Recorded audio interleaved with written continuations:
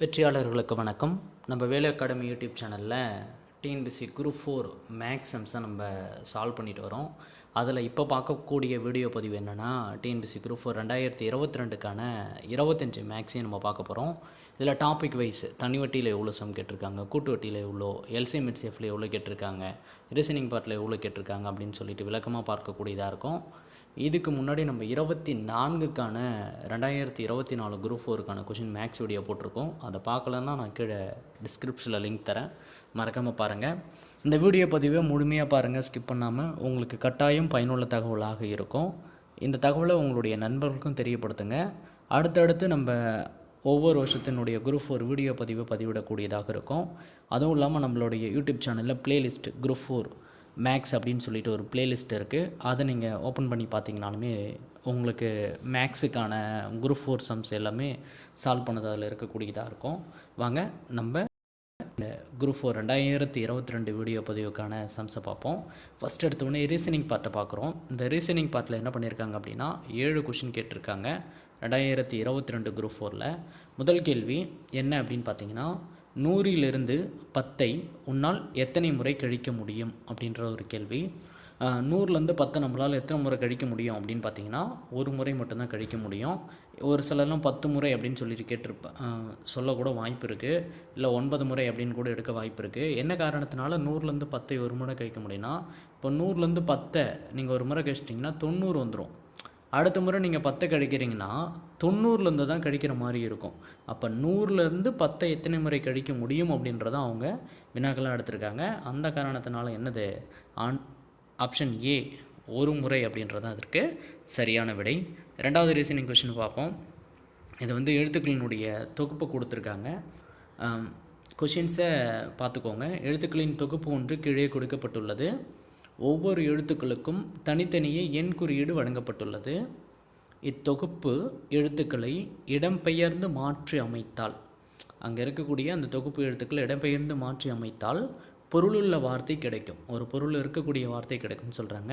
அதன்படி புதிதாக கண்டுபிடித்த வார்த்தையை கொண்டு குறியீடுகளை காண்க அப்படின்னு சொல்கிறாங்க. இப்போ 6க்கு 1ன்னு வேல்யூ கொடுத்துருக்காங்க, எம்முக்கு 2ன்னு வேல்யூ கொடுத்துருக்காங்க. அடுத்து பார்த்திங்க, ஈக்கு 3ன்னு கொடுத்துருக்காங்க, எண்ணுக்கு 4, பிக்கு 5, யூக்கு 6 அப்படின்னு சொல்லிட்டு கொடுத்துருக்காங்க. இப்போ நமக்கு 4 ஆப்ஷன்ஸ் இருக்குது. இது மாதிரியான வினாக்களை நம்ம ஆப்ஷன்ஸ் இருந்ததை எடுக்க முடியும். ஃபஸ்ட்டு ஆப்ஷன் ஏ நம்ம இது பண்ணுறோம். யூக்கு 6, அடுத்து எம்முக்கு 2, பி இது சரியான சென்டென்ஸில் வரல. நீங்கள் இந்த மற்ற 3 ஆப்ஷன் எடுத்து பார்த்தீங்களாலும் சரியான சென்டென்ஸ் வரல. ஆப்ஷன் பி தான் சரியாக வரும். என்னோட வேல்யூ என்ன அப்படின்னு பார்த்தீங்க, 4க்கு என்ன அப்படின்றதையும், அடுத்து பாருங்கள் 6ன்றது யூ, அடுத்து எம் என்பது 2, ஓகேங்களா. 5க்கு பி அப்படின்றது கொடுத்துருக்காங்க, 3க்கு இ அப்படின்றது கொடுத்துருக்காங்க, 1க்கு ஆர். அப்போ நம்பர் அப்படின்ற ஒரு பொருள் கொள்ளக்கூடிய வார்த்தை வரக்கூடியதாக இருக்குது. அப்போ இதற்கான விடை என்னன்னா பி. அப்போ 4, 6, 2, 5, 3, 1 என்பது நம்பர் அப்படின்றத குறிப்பிடக்கூடியதாக இருக்கும். சரியான விடையாக இருக்கக்கூடியதாக இருக்குது. அடுத்த கேள்வி பாருங்கள், ரொம்ப சூப்பரான கேள்வி. விடுபட்ட எண்ணை கண்டுபிடிக்க அப்படின்னு சொல்லிட்டு கொடுத்துருக்காங்க. இந்த வரிசை எப்படி இருக்குது அப்படின்னு பார்த்தீங்கன்னா, 49, 121, 169, அடுத்து என்ன அப்படின்னு கேட்டிருக்காங்க. அதுக்கப்புறம் 361ன்னு இருக்குது. இது என்ன அப்படின்னு பார்த்தீங்கன்னா, நமக்கு பார்த்தாலுமே தெரியுது. 49 எதனுடைய ஸ்கொயராக இருக்கும், 7 × 7 49. அப்போ 7ஓட ஸ்கொயர் ரூட்டு. அடுத்து பாருங்கள், 121ன்றது 11ஓட ஸ்கொயர் ரூட்டாக இருக்குது. அடுத்து 13ஓட ஸ்கொயர் ரூட்டு. கடைசியாக 19ஓட ஸ்கொயர் ரூட் கொடுத்துருக்காங்க. இடைப்பட்ட இதுவில் வரக்கூடியது என்ன அப்படின்னு பார்த்தீங்கன்னா, பகா எண்களாக இருக்குது. 7, 11, 13.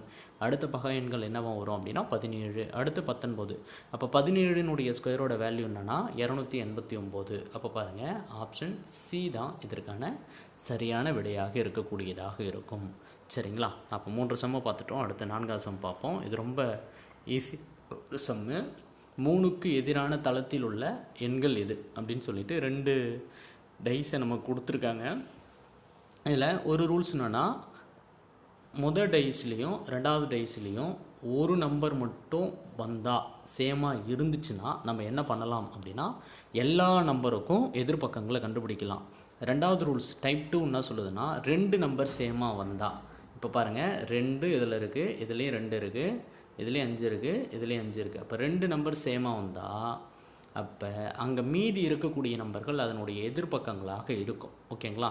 அப்போ 2 நம்பர் சேமாக வந்தால் மீதி இருக்கக்கூடிய நம்பர் தான் அதனுடைய எதிர்பக்கம். இப்போ 4ன் எதிர்பக்கம் எது அப்படின்னா 3. அப்போ 3ன் எதிர்பக்கம் எது அப்படின்னா 4. இங்கே கணக்கில் நமக்கு என்ன கேட்டிருக்காங்க, 3க்கு எதிர்பக்கம் அப்படின்னு சொல்லிட்டு கேட்டிருக்காங்க. அப்போ 4 தான் ஆன்சர். அப்போ பி அப்படின்றதான் அதற்கு சரியான விடையாக இருக்கும். சரிங்களா? அடுத்து இதுதான் நம்ம இங்கே அந்த ஷார்ட் வைஸும் நம்ம சொல்லியிருப்போம். அடுத்து பாருங்கள், கீழ்கண்ட வரைபடத்தில் எத்தனை முக்கோணங்கள் உள்ளன அப்படின்னு சொல்லிட்டு நம்ம கேள்விகள் இருக்கு. இந்த முக்கோணங்கள் சம்ஸ் ரொம்பவே ஈஸி. நம்ம அதை கூட்டியுமே சொல்லலாம். இருந்தாலும் இன்னொரு மெத்தடை பயன்படுத்துவோம். நம்ம என்ன பண்ணுவோம்னா நம்பர் கொண்டு போடுவோம். 1 2 3 4 5 6. இப்போ இதை மட்டும் 6 × 2 அப்படின்னு போட்டுக்கோங்க. போட்டிங்கன்னா என்ன வரும் அப்படின்னா 12ன்னு வரும். 12 ஆன்சர் இல்லை. அடுத்து பாருங்கள், இது 1 இது 2. அப்போ இது எல்லாம் சேர்ந்தது ஒன்றாக இருக்கும். அப்போ 3 + 3 அப்போ என்னது 15. அப்போ நமக்கு ஆப்ஷன் எப்படி வைக்கிறோம் பாருங்கள். நீங்கள் அந்த ஷார்ட்கட்டை யூஸ் பண்ணாலும் அவன் என்ன பண்ணியிருப்பான், 12ன்றது ஆன்சராக இருக்கக்கூடியதாக இருக்கும். வெறும் 3 அது கூட 3 கூட்டுறப்ப 15. இதுக்கு ஆன்சர் என்னது டி. அப்போ இந்த கொஷின்ஸை நம்ம இப்படி தான் எடுக்கலாம். இங்கே நான் உங்களுக்கு தெளிவாகவே காட்டியிருப்போம் பாருங்கள். 1 2 3 எல்லாத்தையுமே போட்டு × 2 அப்படின்னா 12. மீதி இருக்கக்கூடியது 1 2. இது வந்து ஒரு முக்கோணமாக இருக்கக்கூடியது.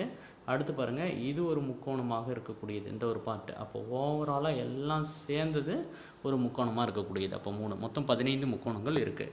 சரிங்களா? அடுத்து இந்த சம் சூப்பரான சம்மு. இப்போ என்ன பண்ணிட்டாங்க அப்படின்னா, இப்படி ஒரு ஆர்டர் கொடுத்துட்டாங்க. இந்த ஆர்டரில் மொத்தம் 22 நம்பர்கள் இருக்குது. எத்தனை நம்பர் இருக்குது? 22 அந்த நம்பர் இருக்குது. முதல் பாதியை மட்டும் அவன் என்ன சொல்கிறான் அப்படின்னா, பின்னோக்கிய வரிசையில் எழுதினால் வரும் தொடரின் வலது பக்கத்திலிருந்து, அப்போ இந்த பக்கத்திலிருந்து வரக்கூடிய 14வது உறுப்பு என்ன அப்படின்னு சொல்லிட்டு சொல்கிறாங்க. அப்போ இது ஒரு 11, இது ஒரு 11, 22. இப்போ நம்ம என்ன பண்ண போகிறோம் அப்படின்னா, இங்கே இருக்கிறத மட்டும் மாற்றி எழுத போகிறோம். அங்கே இருக்கிறது அப்படியே வருது, பின்னோக்கி எழுதக்கூடியதாக இருக்கும். அப்போ நம்ம எழுதணுமா? அப்போ ஃபஸ்ட்டு கேள்விக்குறி எழுதிருக்குமா? இப்படி வரப்போ என்ன ஆகுது அப்படின்னு பார்த்தீங்கன்னா, அவன் என்ன கேட்குறான்னா, வலது புறத்துலேருந்து இப்படி கூட்டினா ஆல்ரெடி 11 நமக்கு தெரியும். இப்போ 12 13 14. அப்போ என்ன இருக்குது அப்படின்னா ப்ளஸ் தான் இருக்கக்கூடியதாக இருக்குது. அப்போ டி ஆப்ஷன் அப்படின்றதான் இதற்கு சரியான விடையாக இருக்கும். அடுத்து 7வது கேள்வி பார்ப்போம். இது வந்து நமக்கு ரொம்ப எளிமையான ஒரு கேள்வி. என்ன அப்படின்னா, இந்த கொஷின்ஸ் ரொம்ப பெருசு, நீங்கள் அதை தெளிவாக படிச்சுக்கோங்க. நான் டிஸ்பிளே பண்ணுறேன். கலாவாணி அப்படின்னு சொல்லிட்டு 2 நண்பர்கள் இருக்காங்க. அவங்களுடைய பிறந்த நாள்களை பற்றி கேட்கக்கூடிய கேள்வி தான். இங்கே கீவேர்டு என்ன அப்படின்னு பார்த்தீங்கன்னா, 75 நாட்கள் நமக்கு தெரியக்கூடியதாக இருக்கும். ஓகேங்களா? 75 நாட்களுக்கு முன், 75 நாட்களுக்கு முன் கிழமை பாருங்கள் நம்ம கொடுத்துருப்பாங்க. திங்கள் கிழமை எங்கே இருக்குன்னு பாருங்கள். இன்று திங்கள் கிழமை எனில், இப்போ நமக்கு தெரிய வேண்டியது 2 விஷயந்தான். அப்போ 75 7ஆல் வகுக்கணும். வகுத்தா என்ன வரும்? 5×7 70. மீதி 5 இருக்குது. அப்போ ரிமைண்டர் என்ன இருக்குது? 5 இருக்குது. அவங்க என்ன சொல்லிட்டாங்க, திங்கக்கிழமை அவங்களுடைய பிறந்தநாள் அப்படின்னா இவங்களுடைய பிறந்தநாள் எப்போ கொண்டாடினாங்க அப்படின்றது தான். 75 நாளுக்கு முன் நாள் நம்ம என்ன பண்ணோம், ரிவர்ஸில் போனோம். அப்போ கொடுக்கப்பட்ட நாளை நம்ம 0 அப்படின்னு சொல்லிட்டு எடுத்துக்கணும். திங்கட்கிழமையை நம்ம 0ன்னு எடுத்துக்கிட்டோம். 5 நாள் நம்ம இப்போ என்ன பண்ண போகிறோம், பின்னாடி போக போகிறோம். அப்போ முதல் நாள் ஞாயிற்றுக்கிழமையாகவும், 2வது நாள் சனிக்கிழமையாகவும், 3வது நாள் வெள்ளிக்கிழமையாகவும், 4வது நாள் வியாழக்கிழமையாகவும், 5வது நாள் புதன்கிழமையாகவும் இருக்கும். அப்போ ஆன்சர் புதன். ஓகேங்களா? சரி, ரைட்டு. அந்த வினாக்களை கொஞ்சம் தெளிவாக பார்த்துக்கோங்க. கொஷின்ஸ் ரொம்ப பெருசுன்றதுனால நான் கொஷினை மட்டும் டிஸ்பிளே பண்ணியிருக்கேன். ஆன்சர் இதான். சரிங்களா? இப்போ நம்ம என்ன பண்ணிட்டோம் அப்படின்னா, ரீசனிங்கில் இருக்கிற 7 சமம் முடிச்சிட்டோம். அடுத்த நம்பர்ஸ் அப்படின்ற டாப்பிக்லேருந்து நமக்கு ஒரு கேள்வி கேட்டிருக்காங்க. ரொம்ப எளிமையான கேள்வி தான். கூட்டுத்தொடர் வரிசையிலேருந்து நமக்கு கேட்கப்பட்ட கேள்வி. 18, A, B, -3 இவை கூட்டுத்தொடர் வரிசையில் உள்ளது எனில் A + Bயின் மதிப்பு காண்க அப்படின்னு சொல்லியிருக்காங்க. நமக்கு கூட்டுத்தொடர் வரிசைக்கான டிஃபரன்சியேஷன் தெரியும். என்ன அப்படின்னா, T2 - T1 அப்படின்னா இதனுடைய டிஃபரன்சியேஷனாக இருக்கும். அடுத்து T3 - T2, அடுத்து இதோட டிஃப்ரென்சியேஷன், அடுத்து T4 - T3 அப்படின்னு சொல்லிட்டு இருக்கக்கூடியது. இதுதான் நம்ம என்னென்னு சொல்லுவோம், இதனுடைய வித்தியாசம் அப்படின்னு சொல்லுவோம். இப்போ நம்ம என்ன பண்ண போகிறோம் அப்படின்னா, நமக்கு என்ன கேட்குறாங்க, இதனுடைய வேல்யூகள் எல்லாமே எழுதுவோம். T1ஓட வேல்யூ 18, T2ஓட வேல்யூ A, T3ஓட வேல்யூ B, T4ஓட வேல்யூ -3. இப்போ நம்ம என்ன பண்ண போகிறோம் அப்படின்னா, இது எல்லாம் சமம் அப்படின்றது நமக்கு தெரியும். இப்போ நம்ம இதற்கான வேல்யூ போடுறோம். அப்போ T2ஓட வேல்யூ A, T1ஓட வேல்யூ -18. இந்த இடத்துல இந்த மைனஸ் சிம்பிள் இருக்கிறதுனால நம்ம அதை -18ன்னு போடுறோம். இதே மாதிரி எழுதுகிறோம். நமக்கு தேவையானது a+b தான் வேணும். அப்போ ஃபஸ்ட்டு இதுவையும் கடைசி இதுவையும் நம்ம எடுத்துக்கலாம். எடுத்துக்கிறப்ப நமக்கு என்ன வருது? a-18 = -b -3 அப்படின்னு இருக்குது. இப்போ நமக்கு இந்த நம்பர்ஸ்லாம் ஒரு பக்கம் கொண்டு வந்துடுவோம், எண்களை இன்னொரு பக்கம் கொண்டு போயிடுவோம். அப்போ a+b = 18 - 3 அப்படின்னு மாறப்போகுது. அப்போ a+bயோட வேல்யூ என்னது? 15. நமக்கு வினாக்கள் கேட்ட மாதிரி நம்ம இது பண்ணக்கூடியதாக இருக்கணும். இதில் உட்காந்து நம்ம என்ன பண்ணக்கூடாது? எல்லா நம்பரையும் போட்டு இது பண்ணிக்கிட்டு இருக்கக்கூடாது. டிஃபரன்சியேஷனை கண்டுபிடிச்சி அதை டிவைட் பண்ணி போகிறதெல்லாம் இருக்கக்கூடாது. ஏன்னா அந்த மேக்ஸை நம்ம எளிமையாக போட கற்றுக்கணும். ஓகேங்களா? சரி, ரைட்டு. அடுத்து பார்த்தீங்கன்னா பகடையில் ஒரு சம் கேட்டிருக்காங்க. பகடையில் என்ன சம் கேட்டிருக்காங்க அப்படின்றத பார்ப்போம். 9th சம் நம்ம பார்ப்போம். 2 பகடைகள் ஒரே நேரத்தில் உருட்டப்படும் பொழுது இரண்டிலும் ஒரு முகம் அல்லது கூடுதலாக 4 கிடைக்க நிகழ்தகவு என்ன? இப்போ பகடை அப்படின்னு வரப்போ நமக்கு தெரியும் 2 பகடைகள் அப்படின்னு சொல்கிறாங்க. அப்போ n(s) என்னது? 36 அப்படின்றது நமக்கு நல்லாவே தெரியும். ஒரே முக எண் அதுதான் நாங்கள் எழுதியிருக்கேன். 1,1 2,2 3,3 4,4 5,5 6,6 அப்படின்றது அதனுடைய ஒரே முக எண்களாக இருக்கக்கூடியது. அடுத்ததை பாருங்களேன், கூடுதல் 4 இருக்கணும். அப்போ இதில் வரக்கூடிய பக்கடையில் கூடுதல் 4 எங்கே இருக்கும் அப்படின்னா 1,3 இருக்கும், 2,2 இருக்கும், 3,1 இருக்கும். அப்போ பாருங்களேன், நான் எப்படி எழுதுகிறேன் பாருங்கள். அப்போ ஒரே முக எண்கள் கிடைத்தது 6. அந்த 6 போட்டோன்னா அடுத்து கூடுதல் எவ்வளோ வந்திருக்கு? 3 வந்திருக்கு. 4 கூடுதல் வரக்கூடிய எண்கள் எத்தனை வந்திருக்கு? 3 வந்திருக்கு. இந்த 1 ஏன் நான் மைனஸ் போட்டிருக்கேன் அப்படின்னு பாருங்கன்னா, இங்கே பாருங்களேன், இங்கேயும் 2,2 வருதா, இங்கேயும் 2,2 வருதா. அப்போ ரெண்டுத்துலேயும் பொதுவாக இருக்கக்கூடிய எண்ணை நான் மைனஸ் பண்ணிக்கிறேன். இப்போ மைனஸ் பண்ணுறப்ப எனக்கு என்ன வரும்? 8/36ன்னு வரும். அப்போ இதை அடித்து போட்டால் நமக்கு என்ன வரும்? 2/9. அப்போ டி ஆன்சர். ஓகேங்களா? சரி, ரைட்டு. அடுத்த சம் பார்க்கலாங்களா? சரி, அடுத்த விகிதத்திலிருந்து 2 சம் கேட்டிருக்காங்க. இது ஒரு இம்பார்ட்டண்டான ஒரு சம் தான், ரொம்ப கஷ்டமான சம் இல்லை. பேசிக்காக நமக்கு அதை பிரிக்க தெரிஞ்சாலுமே நம்ம என்ன பண்ணிடலாம், அதை சரியாக எழுதக்கூடியதாக இருக்கும்.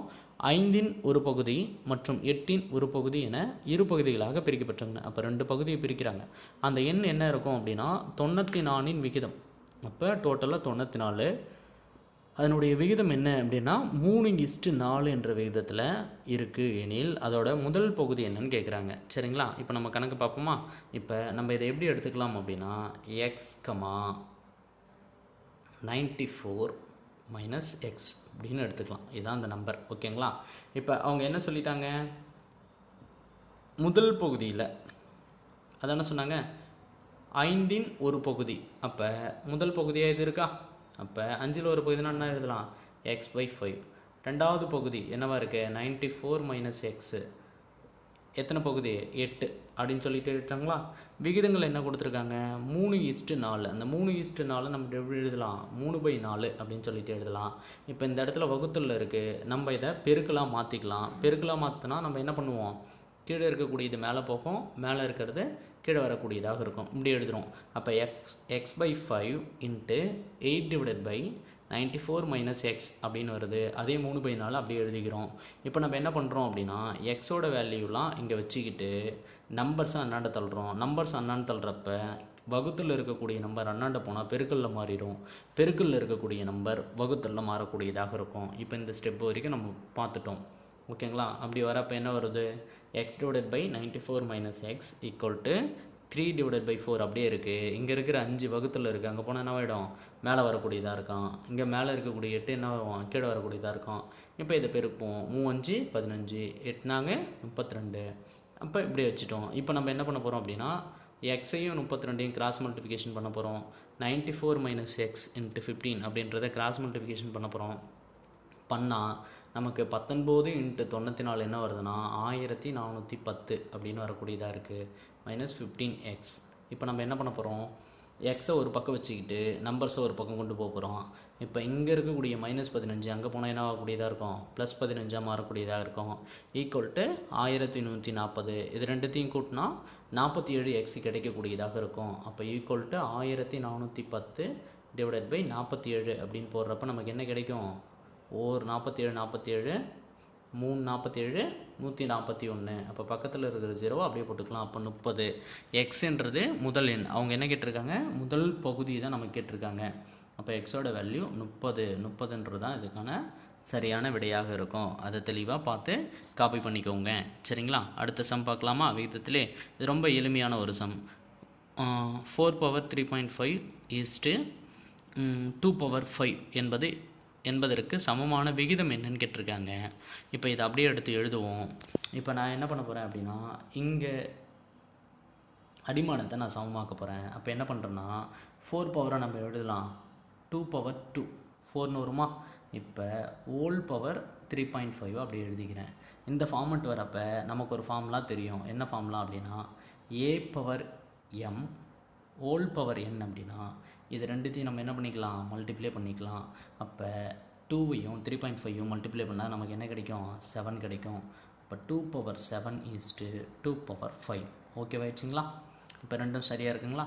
இப்போ நம்ம என்ன பண்ண போகிறோம் அப்படின்னா 2/7 நம்ம 2 எழுதி இது பண்ணுறோம். அப்போ 64 × 2 128. இப்போ 4 × 4 16, 16 × 4 64 × 2 128 நம்ம போட்டுட்டோம். 2/5 எப்படி எழுதுகிறோம், 5 2 தனித்தனியாக போடுறோம். அதில் 2 2 4 2 2 4 அப்போ 16 16 × 2 32. இப்போ இதை விகிதங்களாக வகுக்கிறோம். 1 32 32 4 32 128. அப்போ 4:1. ஆன்சர் எங்கே இருக்குது பாருங்கள், எந்த இடத்துல. அப்போ பி தான் இதற்கான சரியான விடையாக இருக்கக்கூடியதாக இருக்குது. ஓகேங்களா? சரி, அடுத்த சம் பார்க்கலாமா? அடுத்த தனி வட்டி மற்றும் கூட்டு வட்டியிலேருந்து நமக்கு 5 சம்களை கேட்டிருக்காங்க. நம்ம வினாக்களை தெளிவாக பார்க்கணும். ரூபாய் 1500 3 ஆண்டுகளில் இரு வெவ்வேறு இடங்களிலிருந்து கிடைத்த தனிவட்டுக்களின் வித்தியாசம். இரு வெவ்வேறு இடங்களிலிருந்து கிடைக்கக்கூடியது. வித்தியாசத்தை கொடுத்துட்டாங்க. எவ்வளோ, 13.50 எனில் வட்டி விகிதங்களின் வித்தியாசம் என்ன? அப்போ 6 தான் நம்மளை கேட்கக்கூடியதாக இருக்குது. ஓகேங்களா? சரி, ரைட். இங்கே நம்ம பார்ப்போமா? இப்போ என்ன சொல்லிட்டாங்கன்னா இரு வெவ்வேறு இடங்களில் கிடைக்கக்கூடிய ஒன்று. 6 தான் நமக்கு தெரியாது. வித்தியாசம் கொடுத்துட்டாங்க. அப்போ PNR/100 அப்படின்றது நம்ம ஃபார்முலாவாக எழுதுவோம். அப்போ R1 R2 அப்படின்னு சொல்லிட்டு 2 வேல்யூ எடுத்துக்கிறோம். அதனுடைய இது ரெண்டுத்தினுடைய வித்தியாசம் தான் எவ்வளோன்னு கொடுத்துருக்காங்க, 13.50. அப்போ இதில் காமனாக இருக்கக்கூடிய PNR/100 இதில் இருக்கக்கூடிய PNR/100 எடுத்துட்டா R1 - R2 தனியாக இருக்கும். இது காமனாக வரக்கூடியதாக இருக்கும். ஈக்குவல் டு என்னது, 13.50 அப்படின்னு வரக்கூடியதாக இருக்கும். இப்போ பியோட வேல்யூ நமக்கு நல்லாவே தெரியும். பியோட வேல்யூ கணக்கில் நமக்கு என்ன கொடுத்துருக்காங்க, 1500 3 ஆண்டுகளில். அப்போ என்னோட வேல்யூ 3. இப்போ PNR/100 நம்ம என்ன பண்ணுறோம், அண்ணாண்ட கொண்டு போகிறோம். அண்ணாண்ட கொண்டு போகிறப்ப கீழே இருக்கிற 100 மேலே போகக்கூடியதாக இருக்கும். மேலே இருக்கிற PN அப்படின்றது கீழே வரக்கூடியதாக இருக்கும். பியோட வேல்யூ 1500, என்னோட வேல்யூ 3. சரிங்களா? இப்போ இதை அடித்து பார்ப்போமா? சரி, மேலே இருக்கிறத அப்படியே மல்டிப்ளை பண்ணலாமா? 2 ஸ்தானம் தள்ளி புள்ளி வச்சுன்னா 1350 அப்படியே வரக்கூடியதாக இருக்கும். இப்போ 1350 / 1500 × 3 இதை அடித்து கொடுத்தா நமக்கு என்ன வரக்கூடியதாக இருக்குது, 27 / 30 வரக்கூடியதாக இருக்குது. × 3. இப்போ 1 3 9 அப்படின்னு அடிக்கலாம். ஓகேங்களா? சரி, அப்படி இல்லைனா கூட நீ என்ன பண்ணிடலாம், அப்படியே அடிச்சுக்கலாம். இதை 9 10. அப்போ 9 / 30 இதை நம்ம அடித்து கொடுத்தா என்ன வரும், 0.3% அப்படின்றதான் இதுக்கான ஆன்சராக இருக்கக்கூடியதாக இருக்குது. வகுத்து பாருங்கள். சப்போஸ் உங்களுக்கு தெரியலன்னா கீழே கமெண்ட் செக்ஷனில் கமெண்ட் பண்ணுங்கள். நான் அது தெளிவான ஒரு இதோடையே நான் போடுறேன். சரி, ரைட்டு. அடுத்த சம் பார்க்கலாங்களா?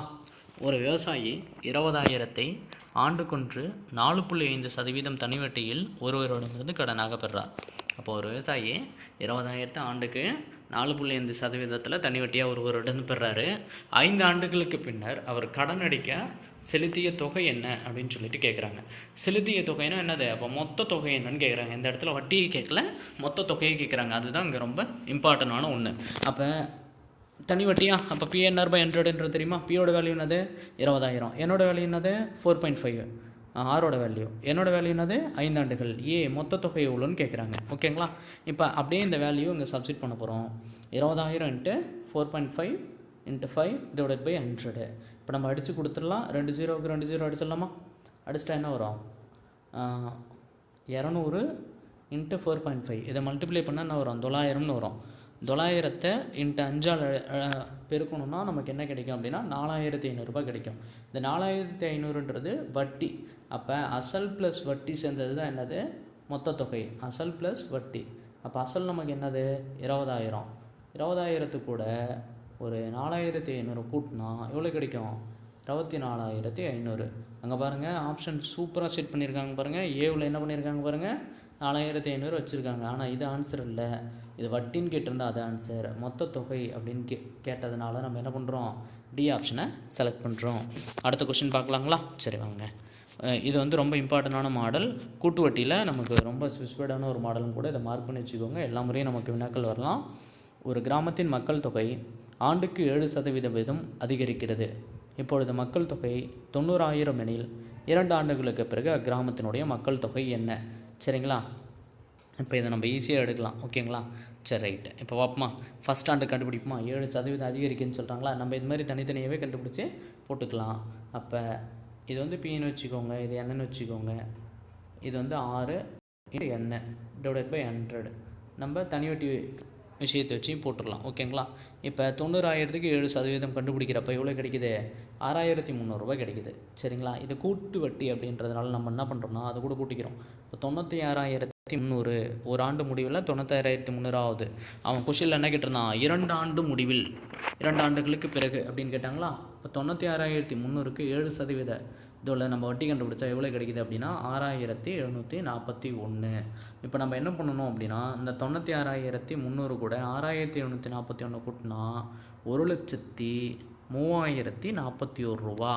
இது ஆப்ஷனில் எங்கேயாவது இருக்கா பாருங்கள், இங்கே இருக்குது பாருங்கள், 1,03,041 டி ஆப்ஷன். இங்கே நீங்கள் ஈஸியாகவே எடுக்கலாம் பாருங்களேன்.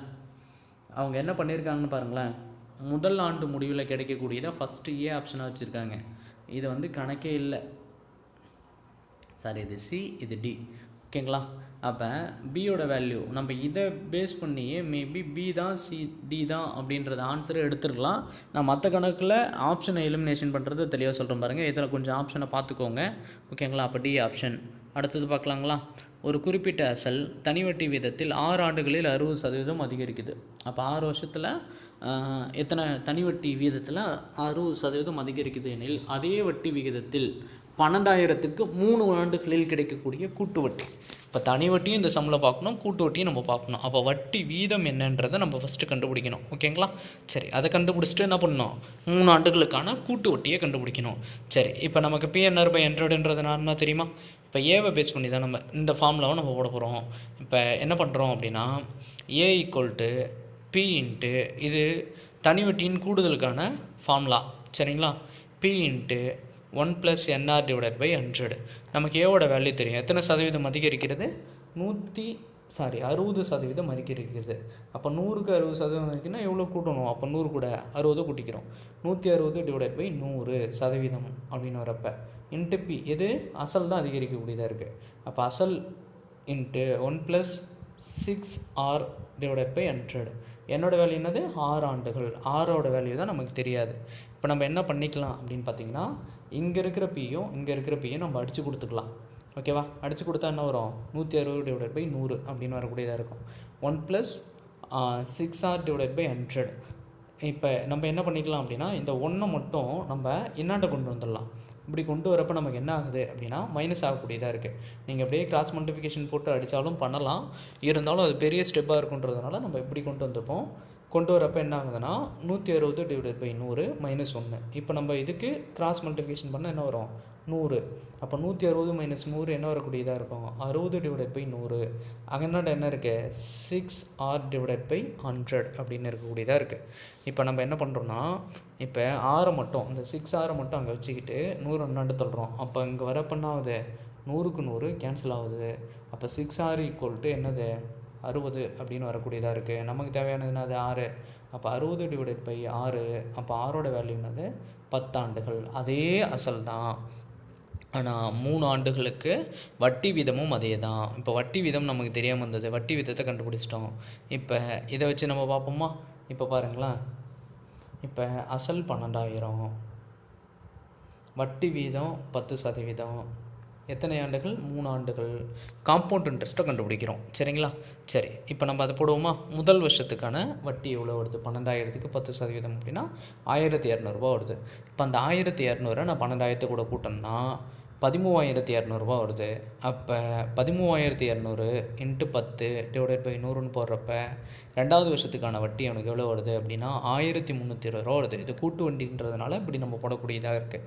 அடுத்து அதனுடைய வேல்யூவை 13,200 கூட நான் இப்போ எவ்வளோ கூட்டணும், 1,320 கூட்டணும். கூட்டினா என்ன வரும், 2, 5, 4 14,520 வருது. இதுக்கு 10%. 3 ஆண்டுகள் கேட்டாங்களா, 3வது ஆண்டு கண்டுபிடிக்கணுமா, கண்டுபிடிச்சா எவ்வளோ கிடைக்குது, 1,452 கிடைக்குது. அப்போ இது 3த்தினுடைய மதிப்பை நம்ம என்ன பண்ண போகிறோம்னா கூட்ட போகிறோம். அப்போ முதல் ஆண்டுக்கான வட்டி அப்படின்றது 1,200, 2ஆம் ஆண்டுக்கான வட்டி 1,320, 4ஆம் ஆண்டுக்கான வட்டி 1,452. இது 3த்தையும் கூட்டினா கிடைக்கக்கூடிய வட்டி தொகை கூட்டு வட்டி எவ்வளோ அப்படின்னா 3,972.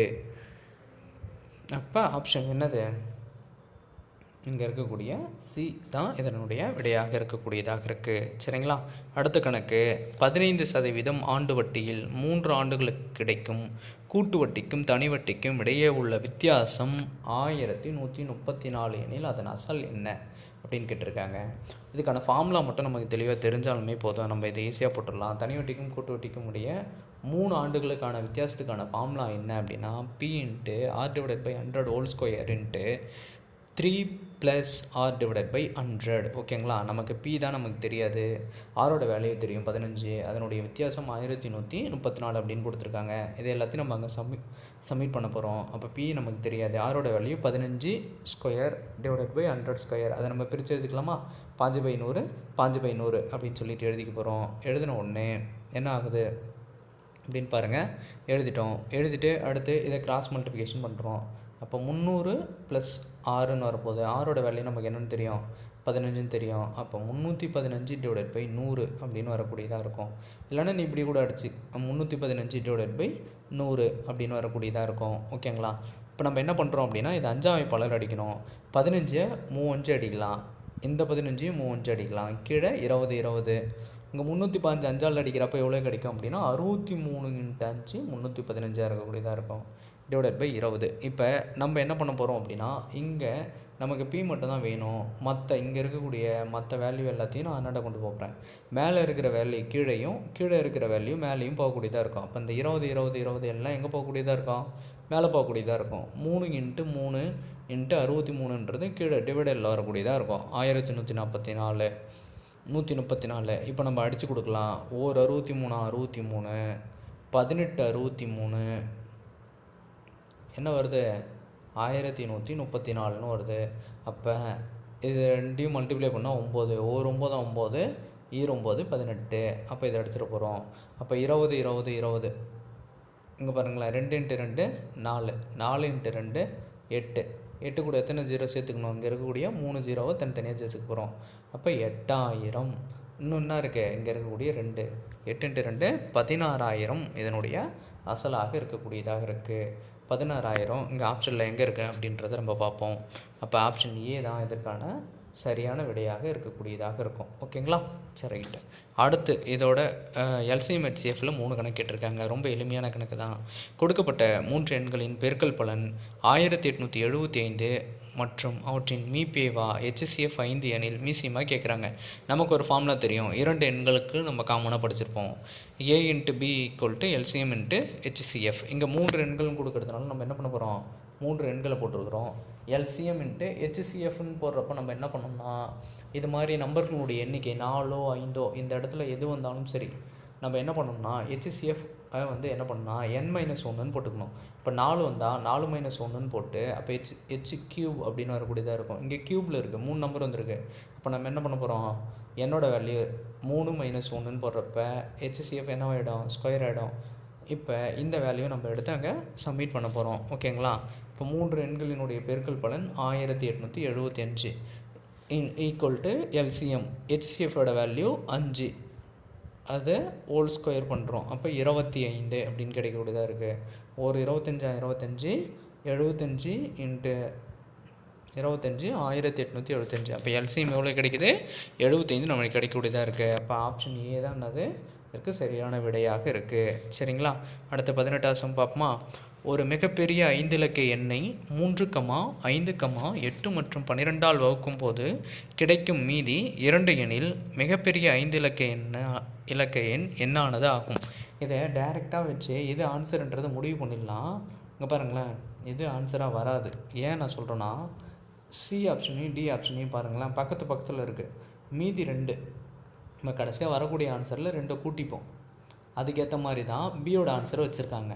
அப்போ வகுத்து நீ பார்த்த உடனே உனக்கு தெரிஞ்சிடும்.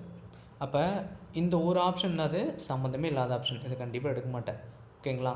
போட்டு பார்த்துட்டேன் அப்படின்னா தான் இந்த 3ல் இவன் என்ன பண்ணியிருக்கான், கூட்டணும் அப்படின்றது நமக்கு தெரியும். அப்போ 60 கூட 2 கூட்டணும் 62. இப்போ இதான் ஆன்சர். இது எப்படி வந்தது அப்படின்றத நம்ம பார்ப்போம். உள்ள ஆப்ஷன் எலிமினேஷன் உனக்கு சப்போஸ் இந்த கணக்கே போடல, டைம் இல்லை அப்படின்னு வரப்போ டிஎன்பிசி ஆப்ஷன் இப்படி தான் செட் பண்ணுறாங்க.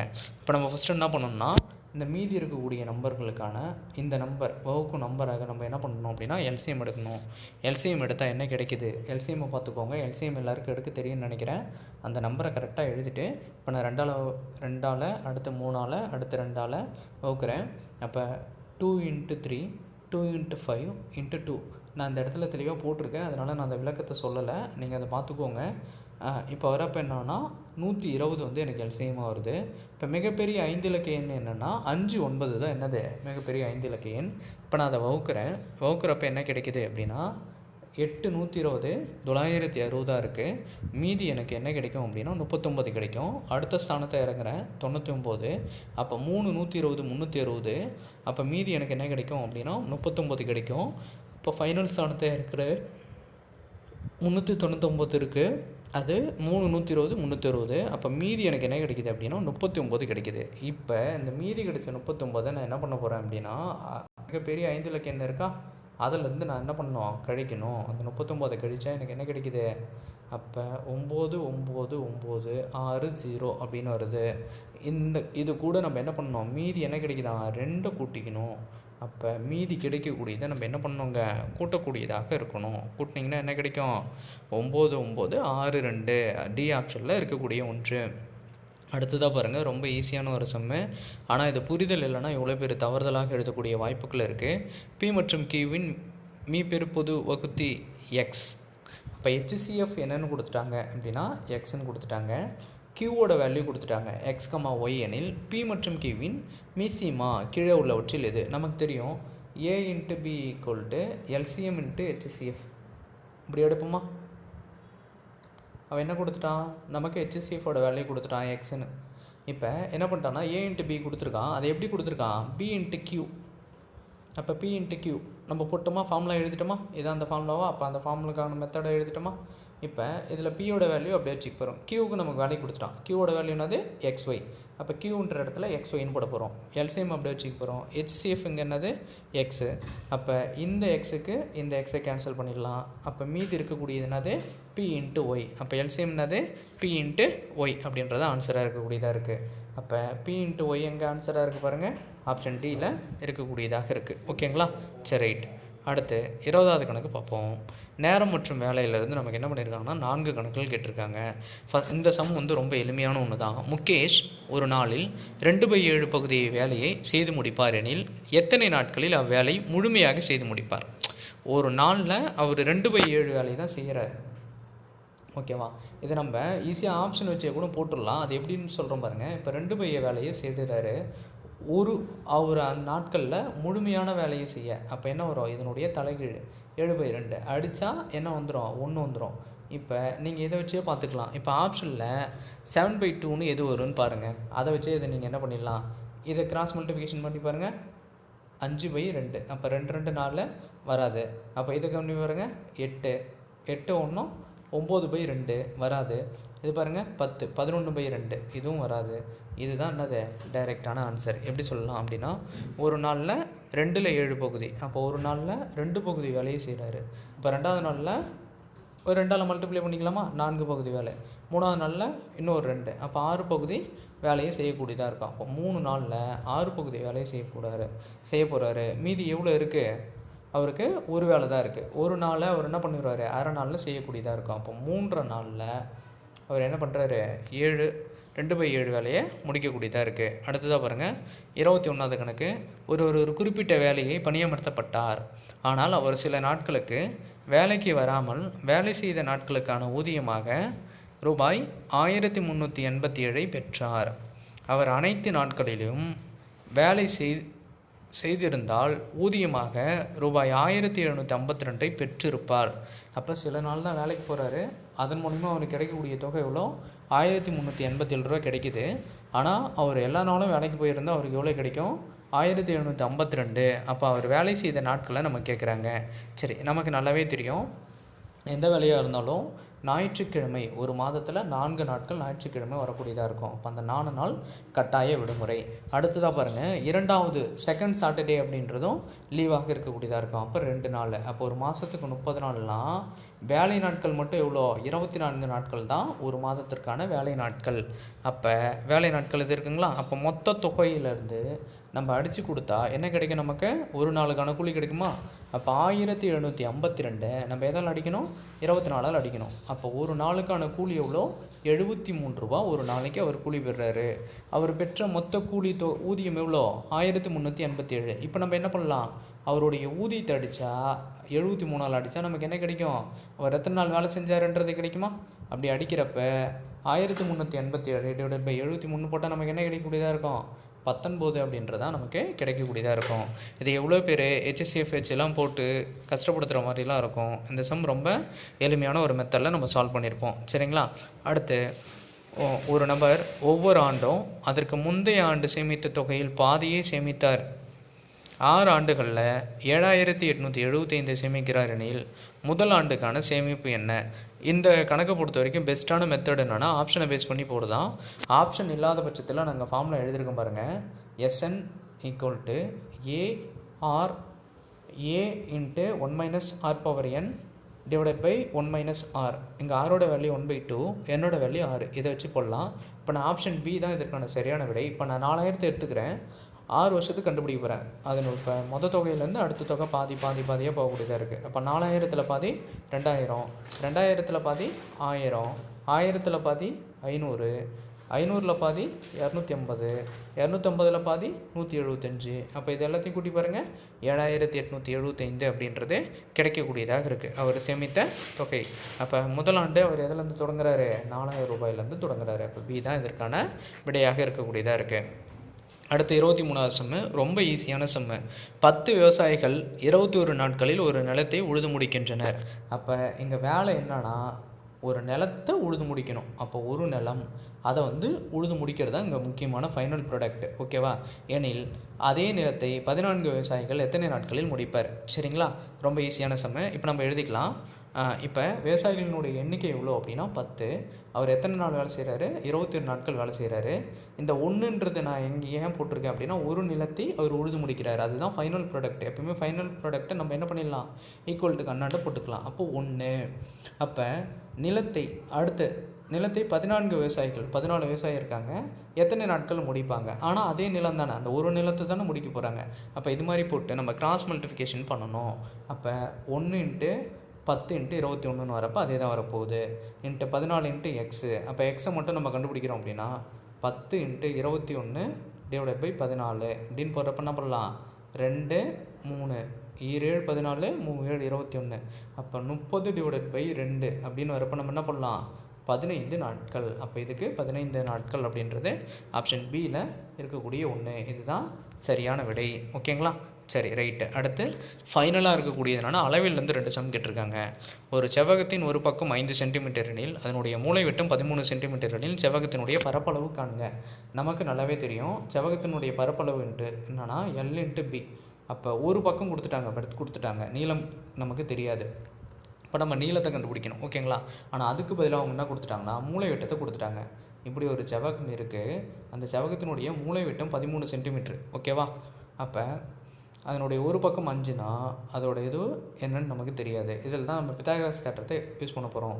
இரு பக்கங்கள் ஆப்போசிட் சைடை நம்ம கூட்டினா என்ன வரணும், ஒரு பக்கத்தினுடைய கூடுதலுக்கு சமமாக இருக்கும், வர்க்கங்களின் கூடுதலுக்கு சமமாக இருக்கக்கூடியதாக இருக்கும். அப்போ இதை பேஸ் பண்ணி நம்ம எழுத போகிறோம். இப்போ நமக்கு 13 சென்டிமீட்டர் அப்படின்றது தெரியுமா. அப்போ 13² = ஒரு இது என்னது 5 ஸ்கொயர், இன்னொன்று நமக்கு என்னது தெரியாது அப்படின்னு வரப்போ 169 ஈக்குவல் டு 25 ப்ளஸ் பி அப்படின்னு வச்சுப்போம். அப்போ பி இங்கே வச்சுக்கிட்டு இது அன்னடத்தெல்லாம் என்ன ஆகுது, மைனஸ் ஆகக்கூடாது. மைனஸ் ஆகிறப்ப எவ்வளோ கிடைக்கும் நமக்கு, 144 அப்படின்னு கிடைக்கும். 144க்கு ஸ்கொயர் ரூட் எடுத்தால் எவ்வளோ, 12. அப்போ நமக்கு என்ன கிடைக்கும், இந்த பியோட வேல்யூ 12. இப்போ எல் இன்ட்டு பி வேல்யூ நமக்கு கிடச்சிச்சா. அப்போ 12 × 5 எவ்வளோ, 60. அப்போ 60 சென்டிமீட்டர் ஸ்கொயர் அப்படின்றதான் இதற்கு சரியான விடை. சரி, இந்த இதனுடைய கடைசி சம். ஒரு செவ்வகத்தினுடைய நீளம், ரெண்டுமே செவ்வகத்தோட சம் தான் கேட்டிருக்காங்க, அதுவும் பரப்பளவு மட்டும்தான் கேட்டிருக்காங்க. 3x + 2 அலகுகள் மற்றும் அதன் அகலம் 3x - 2 அலகுகள் எனில் அதன் பரப்பளவை கண்க. நமக்கு பரப்பளவுக்கான ஃபார்முலா தெரியும், எல் இன்ட்டு பி. அவங்களே கொடுத்துட்டாங்க, எக்ஸோட வேல்யூ என்னன்னு கொடுத்துட்டாங்கன்னா 20ன்னு கொடுத்துட்டாங்க. அப்போ 3x + 2ன்றது எல். இப்போ எக்ஸுன்ற இடத்துல நம்ம 20ன்னு போட்டு மல்டிப்ளை பண்ணணும். அங்கே அதே மாதிரி அந்த ஸ்டெப்பை போட்டுட்டோம். இப்போ இங்கே வந்துட்டோம், 60 + 2 × 60 - 2. அப்போ 62 × 58 பெருக்குனா நமக்கு என்ன கிடைக்கும், 3596 ஆன்சர் கிடைக்கக்கூடியதாக இருக்கும். இது ஆப்ஷன் ஏவில் இருக்கக்கூடியதாக இருக்கும். இந்த குரூப் 4ஓட சம்மை நம்ம வெற்றிகரமாக சால்வ் பண்ணிட்டோம். இதே மாதிரி நம்ம குரூப் 4ல் இருக்கக்கூடிய எல்லா விதமான சம்ஸ் மேக்ஸுக்கான வீடியோவும் நம்ம பதிவிடக்கூடியதாக இருக்கும். விரைவில் நம்மளுடைய சேனலில் டிஎன்பிஎஸ்சி குரூப் 4 2025க்கான டெஸ்ட்டு பேட்ச் சம்மந்தமான அனௌன்ஸ்மெண்ட்டை நம்ம விரைவில் தரக்கூடியதாக இருக்கும். பயனுள்ள தகவலாகவும் இருக்கும்னு நாங்கள் நம்புகிறோம். உங்களுடைய நண்பர்கள் எல்லாருக்கும் தெரியப்படுத்துங்க. Thank you to all.